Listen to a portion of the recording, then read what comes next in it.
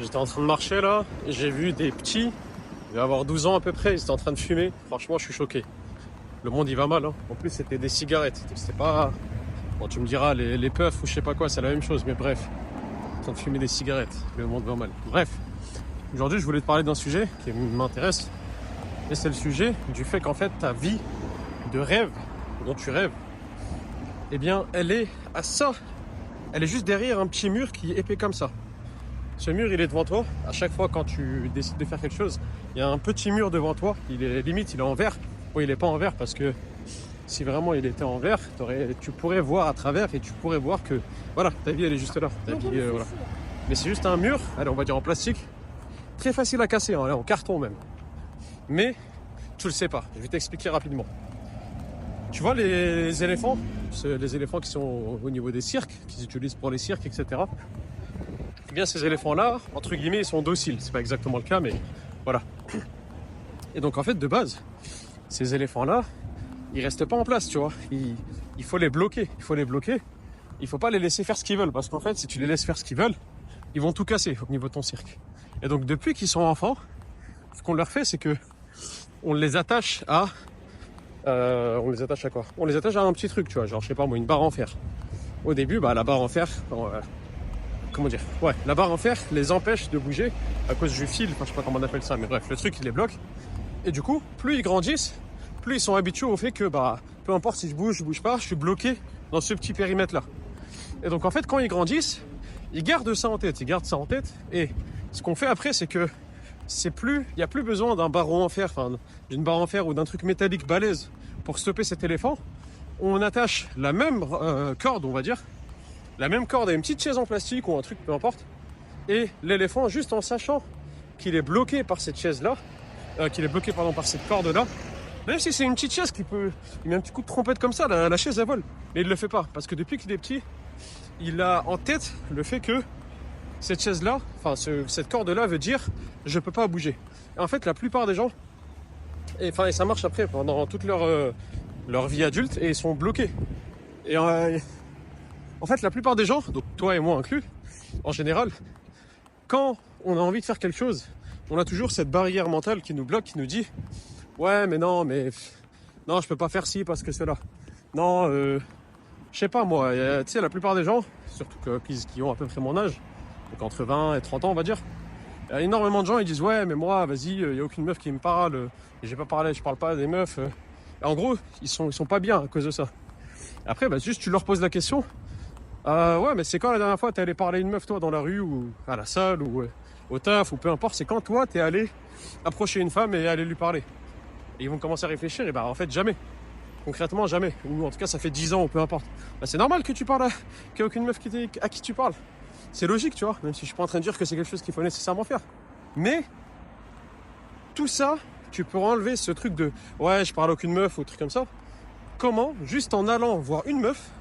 Tu vas la voir vite fait, je sais pas, t'es à la salle, tu vois une fille, elle est jolie, t'as envie de lui parler. Tu vas lui parler vite fait. Ah salut, ça va? Je sais pas, peu importe. T'entraînes quoi aujourd'hui ou peu importe. Peut-être la meuf, elle va te dire ouais, j'entraîne ça. Mais elle va te montrer qu'elle est pas intéressée. La discussion, va durer 10 secondes. Et après, elle va te dire non, en gros, je suis pas intéressé ou peu importe. Enfin, voilà. Si elle comprend ce que tu veux. Après, tu vas faire ta vie. Tu dis ah ok, je comprends. Tu rentres chez toi. Enfin, tu vas continuer ta séance. Et en 10 secondes, allez, 15 secondes, tu viens de casser un truc qui te bloque depuis.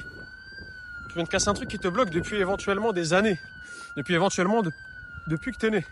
Juste en 15 secondes, et en portant entre guillemets tes couilles, tu viens de casser un truc qui te bloque depuis des années.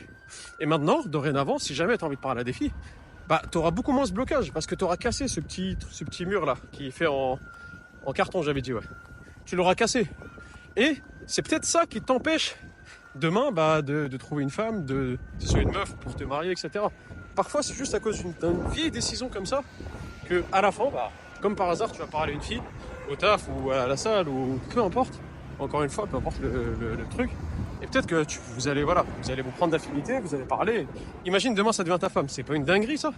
Mais si tu restes bloqué à cause d'une décision qui prend 10 secondes à faire, tu vas rester bloqué et tu vas jamais y arriver. Pareil avec un business. Si toute ta vie, tu dis vas-y, j'ai envie de faire ce business-là, à chaque fois tu restes en mode tu procrastines, tu veux pas le faire, blablabla, en fait tu vas jamais y arriver, c'est normal.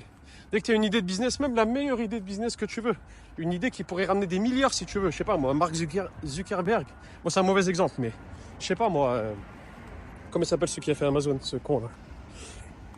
Je sais plus comment il s'appelle. Bref, le chauve là, le chauve dopé là. Je sais même plus comment il s'appelle. Bah, lui, s'il n'avait pas décidé, enfin, il a une idée de fou, mais s'il n'avait pas bougé, s'il n'avait pas fait des choses, au début ça a commencé, je crois, il livrait des livres et après, je sais plus, bon, bref, c'est monté. S'il avait la flemme en mode, ouais, j'ai une idée de fou, je vais livrer des trucs aux gens, mais il le fait jamais, bah, il n'aurait rien fait. Mais bon, c'est un peu cliché ce que je suis en train de te dire, tu me diras et je suis d'accord avec toi. Je profite en même temps de mon chemin vers la salle, vers le donjon, pour t'en parler. Mais voilà, il y a énormément de choses qui te bloquent et c'est dû en fait à des mauvaises décisions que tu prends et que tu as pris depuis toujours. Comme par exemple, je sais pas, une fille qui te plaît, tu as envie de lui parler, tu as vraiment envie de lui parler, tu te dis ah ouais, vas-y, elle est grave belle et tout. Et tu commences à avoir peur, tu lui parles pas. Juste le fait d'aller lui parler, je te dis pas d'aller commencer à parler à toutes les filles que tu vois que tu trouves belles, hein, c'est pas le but, pas nécessairement. Mais voilà, ça va te casser ce truc-là et tu auras beaucoup plus de facilité dans ce domaine-là. Avec le business, c'est pareil, avec la salle, c'est pareil, avec le fait d'arrêter une addiction, c'est pareil. Et en fait, comme je t'ai dit, le problème, c'est qu'on fait trop de décisions qui sont mauvaises pour nous au quotidien. Par exemple, non, pardon, avant ça, l'objectif, ça serait de faire les bonnes décisions à chaque fois. Et si on prend les bonnes décisions à chaque fois, on finit par arriver... Oh, le ciel, il est beau, putain. Et si on prend à chaque fois les bonnes décisions, on finit par arriver à un niveau de malade. En fait, ça devient exponentiel, je t'explique. Disons, tu te lèves le matin, ton alarme elle sonne. Je sais pas moi, il est 7h du mat, peu importe ce que tu dois faire. La meilleure décision, c'est tu te lèves. T'arrêtes la sonnerie, tu te lèves. Tu vas faire ta vie. Ça, c'est la parfaite décision. Et si tu fais à chaque fois cette décision-là, tu verras que ta vie, elle va s'améliorer. Deuxièmement, c'est la deuxième, c'est vas-y, j'arrête le téléphone, enfin j'arrête l'alarme, je reste dans mon lit vite fait, je réfléchis un peu, je médite ou peu importe. Vas-y, je me lève. Et tu prends quelques minutes, après tu te lèves.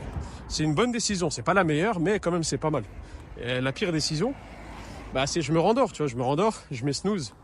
Je repousse l'alarme et je me dis vas-y, je me lèverai après ou peu importe. Et encore pire que ça, je sais pas moi, tu vas te pignouf, tu te... Il y a des gens qui sont passés à côté de moi, je suis mort. Tu vas te pignouf et tu dors. Ça c'est encore pire, disons, t'es en vacances ou peu importe, t'as rien envie de faire. Il y a des gens qui font ça, il y a des gens au réveil, tac, pignouf. Frère, t'arriveras à rien faire dans ta vie si tu fais ça. C'est difficile, hein. Ça peut arriver à tout le monde, mais je te mens pas. Si ça t'arrive, ta journée elle est morte après. Bref, et donc voilà, il y a différentes décisions possibles. Il y a la parfaite décision, une bonne décision, une mauvaise, moyenne, bonne, enfin une moyenne, mauvaise décision et une très mauvaise décision. Dans chaque cas, dans chaque éventualité, à chaque fois, il y a des décisions différentes que tu peux prendre. Et si à chaque fois tu prends la décision parfaite, par exemple, je me lève à l'heure que j'ai dit, je me lève directement, je sors de mon lit. Là, j'ai dit que j'allais m'entraîner, vas-y, je m'entraîne. Là, j'ai dit que, je sais pas moi, je vais aller me doucher, je vais me doucher.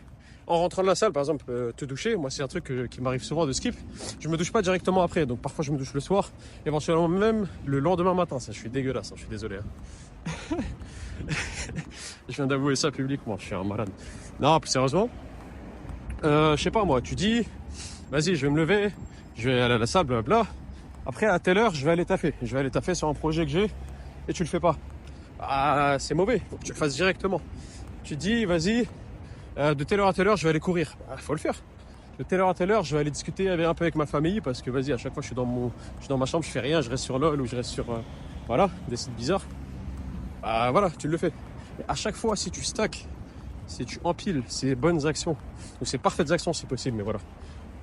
Et à chaque fois que tu fais les bonnes actions, tu verras qu'en fait, ce petit mur-là, tu vas le casser et tu vas tellement le perforer, le casser, le déchirer qu'en fait, ta vie, tu vas arriver enfin à améliorer ta vie à un niveau où, effectivement, tu viens d'arriver à ta vie de rêve. Bien sûr, ça prend quelques temps, éventuellement des années, mais je te dis la vérité, si jamais tu te donnes à fond et à chaque fois, à chaque décision que tu prends, ou presque, t'as compris, tu prends la parfaite décision ou une bonne décision au lieu de prendre une mauvaise décision, je t'assure que tu atteindras ton objectif, peu importe c'est lequel, ou tes objectifs, tellement vite que tu t'en rendras pas compte. Vraiment, ça peut prendre quelques années.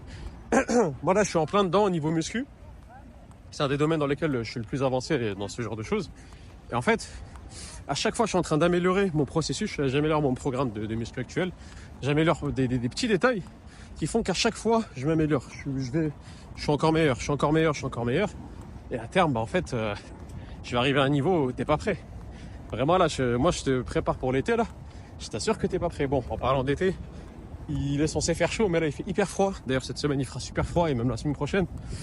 C'est une dinguerie là, j'ai un peu froid aux mains alors qu'hier il faisait 20 degrés, j'étais en t-shirt sur cette route là, en allant à la salle, enfin au retour de la salle.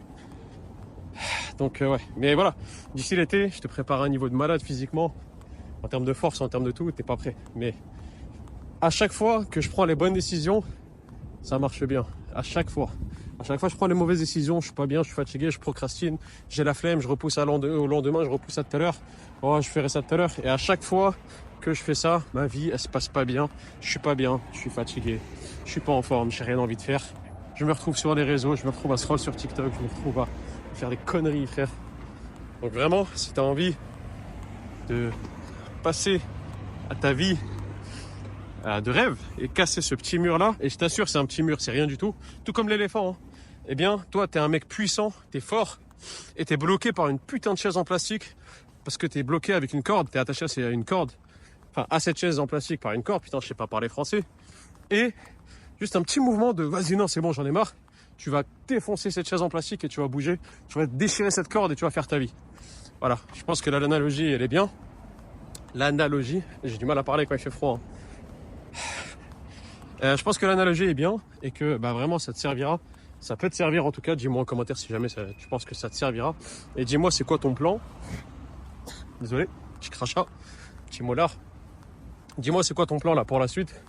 Au niveau de ça, c'est quoi une action quotidienne que tu penses tu l'as fait mal ou tu fais pas la bonne action. Et quelle serait l'action parfaite dans ce cas-là. Je te laisse avec ça et je te dis à la prochaine. D'ailleurs un petit ajout rapide. Là, je voulais pas faire cette vidéo, je te dis la vérité, j'avais la flemme. Je me suis dit, vas-y, je la ferai dans le retour de la salle. Je commençais à repousser le truc, après j'ai dit, mais en fait, qu'est-ce qui m'empêche de la faire maintenant ? Y a rien. Et même au contraire, après la salle, bah, je serais peut-être fatigué par la séance, j'aurais pas envie. Et là, justement, je suis tout à fait en forme pour le faire. Peut-être que tout à l'heure, il va pleuvoir, peut-être que voilà, autant la faire maintenant, en fait. Il faut pas repousser à chaque fois pour après. Et je finis là-dessus, voilà. Imagine tout à l'heure il pleut, je peux pas faire ma vidéo, il pleut de malade. Quand il pleut un peu, je fais ma vidéo. Mais s'il pleut de malade et au point où voilà, mon tel il va se mouiller, enfin, ça va défoncer mon tel que j'ai acheté cher. Bah, j'ai pas envie. Donc je pourrais pas faire ma vidéo et aujourd'hui j'aurais pas fait de vidéo. Et bien le fait d'agir tout de suite maintenant, généralement c'est la meilleure idée. Bien sûr, il y a une petite chance que tout à l'heure il fera tellement beau qu'en fait c'était le parfait moment pour faire la vidéo. Mais la plupart du temps, le parfait moment, le meilleur moment, c'est maintenant. Allez.